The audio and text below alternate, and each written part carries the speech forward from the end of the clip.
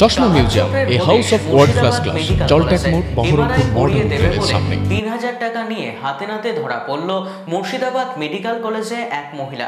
জানা যায়, গ্রামের হাতুড়ি ডাক্তার ওই মহিলাকে পাঠায় মুর্শিদাবাদ মেডিকেল কলেজে এক অসুস্থ রোগীকে এমআরআই করিয়ে দেওয়ার জন্য।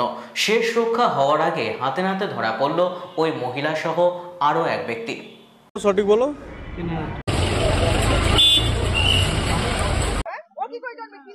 अरे जाओ, তোমাকে পাঠিয়েছে, তুমি নাম জানবে। ওরা কি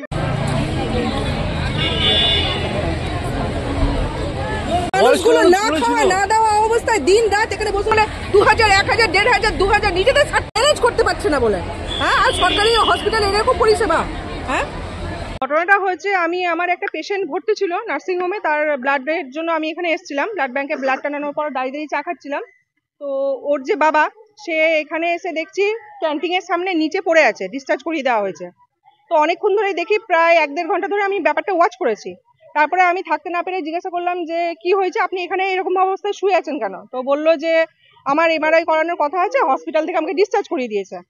তা বললাম যে এমআরআই করানোর কথা আছে, এমআরআই কাগজপত্র হয়েছে? বললো যে হ্যাঁ, আমার ছেলে একজনকে 3000 টাকা দিয়েছে, 3000 টাকার কথা হয়েছে, তার মধ্যে 1000 টাকা দেওয়া হয়েছে এবং 2000 টাকা দেওয়া হয়নি। তখন আমি ব্যাপারটা শোনার পর বললাম যে আজকে তো অলরেডি মেডিকেল ভেরিফিকেশনের জন্য এসেছিল, যেহেতু স্বাস্থ্য দপ্তর এত কিছু খতিয়ে দেখছে, করছে, তার মাঝখানে এরকম ধরনের করাপশন চলছে, সমস্ত কিছু ব্যাপার খতিয়ে দেখাটা আমার মনে হয় যে একান্তই দরকার।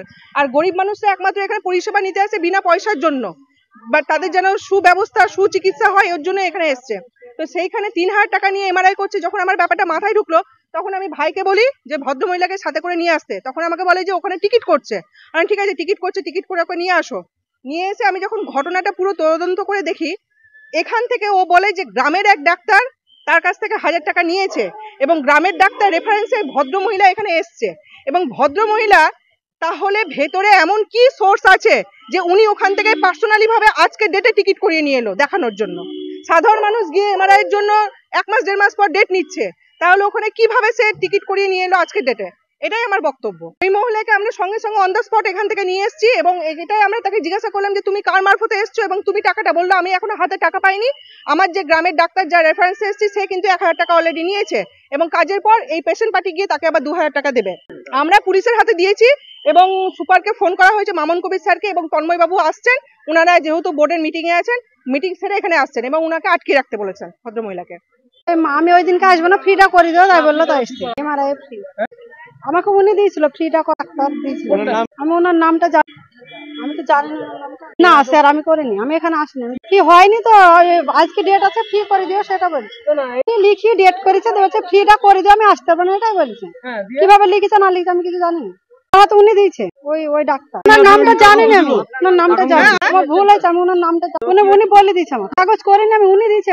উনি এমআরআই লিখি আমাকে বলছে আমি ওই দিনকে আসবো না, ফ্রিটা করে দিও সেটা বলছে। ওই মাতৃমায় গেলে ফ্রি হবে, একটা কাগজ দিবে, দিব না হাতে দিও সেটা বলছে। আমি জানিনি, আমাকে 1 টাকাও দেয়নি, আমি জানি না, আমার কাছে কোনো টাকা মাকা দেয়নি, আমাকে করে দিতে বলেছে, সেটা আমি করি।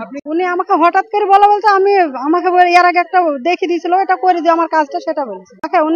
উনিকে চিনি, ওনার নাম জানি, ওনার নাম কাজল করিমপুর, আমি সেটা তো জানিনি। এমনি চিনি, আমি আসিনি, কোনো ব্যবসা করিনি, কোনো টাকার কথা বলেন, আমাকে কোনো টাকা দেয়নি।